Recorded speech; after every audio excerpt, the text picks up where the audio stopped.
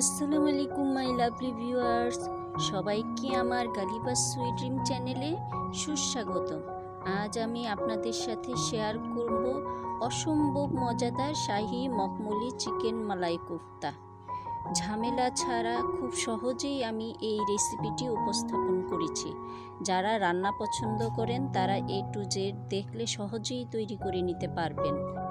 যারা নতুন রান্না শিখছেন তারাও পেরে যাবেন। প্রথমে আমি একটি ক্রিমি পেস্ট তৈরি করে নিব। আমার লাগবে হাফ কাপ দই, 1 কাপ বেরেস্তা, 1 টেবিল চামচ চারমগজ, 1 টেবিল চামচ কিশমিশ, 1 পাতা জয়ত্রী আর 24-25টা কাজু বাদাম কাঠবাদাম আমি এই ব্লেন্ডারে পেস্ট করে নিব। 2 চা চামচ ধনিয়া গুঁড়া, 1.5 চা চামচ মরিচ গুঁড়া, 7-8টা কাঁচামরিচ, 2 চা চামচ জিরা গুঁড়া, 1 চা চামচ হলুদ গুঁড়া, 1.5 চা চামচ গরম মশলা গুঁড়া, 6 চা চামচ বেসন, 2 টেবিল চামচ আদা রসুন বাটা, 2টা chicken breast cube, 3 slice bread. আমি চিকেন কিউবের সাথে ব্রেড স্লাইস ছোট ছোট করে টুকরো করে দিয়ে সমস্ত মশলা দিয়ে অল্প ঘি দিব, দিয়ে এটাকে ভালো মসৃণ একটা পেস্ট তৈরি করে নিব। বেসন দিয়ে দিলাম, বেসনটা অবশ্যই টেলে নেবেন। আমি এখন স্পেশাল পেস্টটা তৈরি করব। এই স্পেশাল পেস্ট তৈরি করার সময় এর সাথে আমি হাফ কাপ দই নিয়ে নিব। আপনারা দুধও দিয়ে নিতে পারেন। আমি হাতে গড়া দই হাফ কাপ দিয়ে নিয়েছি। এখানে আমি 1 টেবিল চামচ গুঁড়ো দুধও দিয়ে দিলাম। স্পেশাল পেস্ট আর কিমা পেস্ট তৈরি করার ফাঁকে আমি রান্নার জন্য গোটা মশলা সাইড করে রাখবো। আমার লাগবে 6-7টা এলাচ, একটা কালো এলাচ, 2 পাতা স্টার এনাচ, 3টা শুকনা মরিচ, 2 টুকরা দারুচিনি, 3টা তেজপাতা ও 1 চা চামচ জিরা, 2 চা চামচ ধনিয়া গুঁড়া, 1 চা চামচ মরিচ গুঁড়া, 1 চা চামচ হলুদ গুঁড়া আর স্বাদ মতো লবণ। স্পেশাল পেস্ট যত বেশি ক্রিমি হবে তত বেশি রিচ দেখাবে। এই আমার স্পেশাল পেস্ট আর হচ্ছে কিমা পেস্ট। কিমা পেস্টটা খুব মসৃণ করে আমি ব্লেন্ড করে নিয়েছি। হাতে এখন আমি একটু তেল মেখে নিলাম যেন আমার হাতে লেগে না যায়। এখন আমি ছোট ছোট কোফতার জন্য বল তৈরি করে নিব। আমি 2 রকম করে কোফতাগুলো তৈরি করব। কিছু কোফতা আমি শুধু শুধু তৈরি করব আর কিছু কোফতার ভেতরে আমি কাজু বাদাম দিয়ে তারপর কোফতা বানিয়ে নিব। এই দেখুন কতটা মসৃণ হয়েছে। আমি যতবার কোফতা তৈরি করব ততবারই হাতে অল্প তেল লাগিয়ে নিব। এতে করে কোফতাগুলি খুব মসৃণ হবে, ফাটা হবে না। কোফতার গায়ে যদি ফাটা থাকে তাহলে রান্নার সময় হয়তো ভেঙে যেতে পারে। তাই তেল হাতে লাগিয়ে তারপর কোফতাগুলি তৈরি করে নিতে হবে। এতে খুব মসৃণ হবে কোফতাগুলি দেখতে। আপনি এই কোফতাগুলি ভেজেও রান্না করতে পারেন, আবার কাঁচা সরাসরি রান্না করতে পারেন। আমি কোফতাগুলোকে কাঁচাই রান্না করেছি, ভেজে নিইনি। যারা রান্না পছন্দ করেন তারা আমার এই চ্যানেলকে সাবস্ক্রাইব করে সাপোর্ট করতে ভুলবেন না। প্রথমেই নিত্য নতুন ভিডিও পেতে অবশ্যই বেল বাটনটি চেপে রাখুন।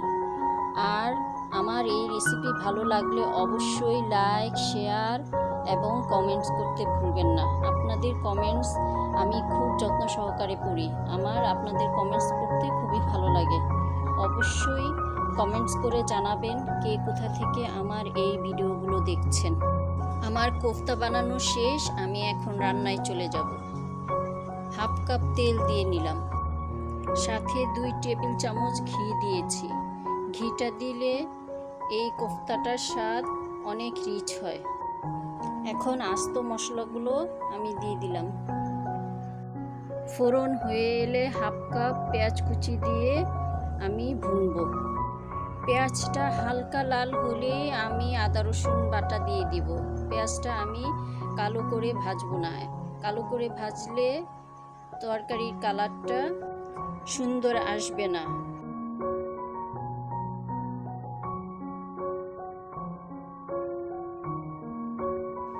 3 চা চামচ আদা রসুন বাটা দিয়ে মশলাটাকে খুব ভালো করে ভুনে নেবেন, নয়তো আদা রসুন বাটার কাঁচা একটা গন্ধ থেকে যাবে। আদা রসুন বাটাটা ভালো করে ভুনে নেওয়ার পর আমি শুকনো মশলাগুলো দিয়ে আরেক দফা ভুনে নিব। মশলাটা যেন নিচে লেগে না যায় এবং পুড়ে না যায়, তার আগেই আমি স্পেশাল মশলাটা দিয়ে ভুনব। উপরে তেল উঠে এসেছে, আমি স্পেশাল মশলাটা দিয়ে দিলাম।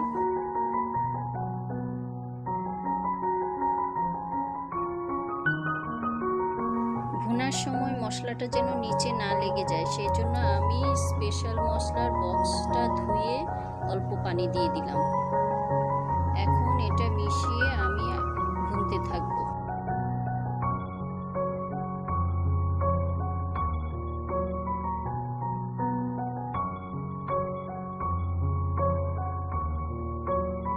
কষানোর এক পর্যায়ে মশলা থেকে তেল ছেড়ে দিলে আমি 1 ফালি লেবুর রস চিপে দিয়ে দিব।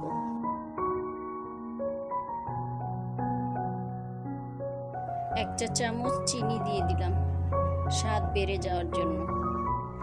চিনি দিলে তরকারির স্বাদ যেমন বেড়ে যায়, তেমন পেটে গ্যাসও হয় না। আমি এই পর্যায়ে 1 কাপ পানি দিয়ে দিলাম। পানিটা দিয়ে আমি নেড়ে চেড়ে মিডিয়াম আঁচে রান্না করতে থাকবো। মশলার ঝোলে বলক চলে আসলে আমি কোফতাগুলো দিয়ে দিলাম। খুব আস্তে আস্তে আমি কোফতাগুলি দিতে থাকবো, যেন একটার গায়ে আরেকটা না লেগে যায় এবং ভেঙে না যায়। মিডিয়াম থেকে একটু কম আঁচে আমি এই কোফতাগুলোকে ঢেকে রান্না করব, আর স্প্যাচুলা দিয়ে নাড়ব না, অবশ্যই হাতল ধরে আস্তে করে নেড়ে দিব।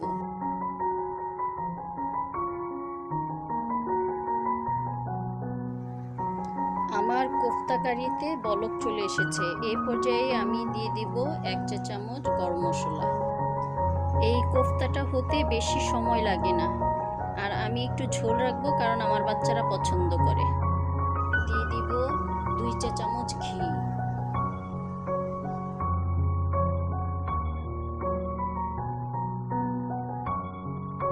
দিব ফ্রেশ ক্রিম। ক্রিমটা আপনার বাসায় যদি না থাকে তাহলে দুধের সর ব্লেন্ড করেও আপনি দিতে পারেন।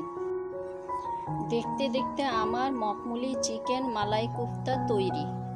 আমার রান্নাঘর সুঘ্রাণে ভরে গিয়েছে, আর এই কোফতা কারিটা যদি আপনারা রান্না করে না খান তাহলে বুঝবেনই না এটা যে কতটা সুস্বাদু হয়। অবশ্যই আশা করব সবাই একবার ট্রাই করে দেখবেন, আর আমার জন্য দোয়া করবেন আমি যেন সুস্থ শরীর নিয়ে নতুন নতুন রেসিপি নিয়ে আপনাদের মাঝে উপস্থিত হতে পারি। দেখুন ঝোলটা কত ক্রিমি ক্রিমি হয়েছে, আর এই যে কোফতা আমি কেটে আপনাদের দেখাবো যে ভিতরটা কতটা সফট আর সুন্দর রান্না হয়েছে। এই দেখুন ভিতরটা খুবই সুন্দর করে রান্না হয়ে গিয়েছে। আপনার হাতে গড়া এই মালাই কোফতা যে খাবে সে আপনার প্রশংসা করবে এবং সবসময় আপনার কাছে আবদার করবে যেন আপনি এই রেসিপিটা তাকে করে খাওয়ান। আমি মালাই কোফতাগুলো সার্ভিং ডিশে ঢেলে উপরে ফ্রেশ ক্রিম দিয়ে দিলাম গার্নিশিংয়ের জন্য। গরম থাকতে অবশ্যই ক্রিমটা দিবেন না, এতে করে মেল্ট হয়ে যাবে। কারিটা ঠান্ডা হলে উপরে ক্রিমগুলো দিয়ে দিবেন, এতে সার্ভিং ডিশটা দেখতে খুব সুন্দর দেখাবে। প্লিজ ফ্যামিলি অ্যান্ড ফ্রেন্ডসদের নিয়ে অবশ্যই আমার সম্পূর্ণ ভিডিওটা দেখবেন, ভালো না লাগলেও দেখবেন। দেখতে দেখতে একসময় ভালো লাগা ভালোবাসা হয়ে যাবে আমার চ্যানেলের প্রতি।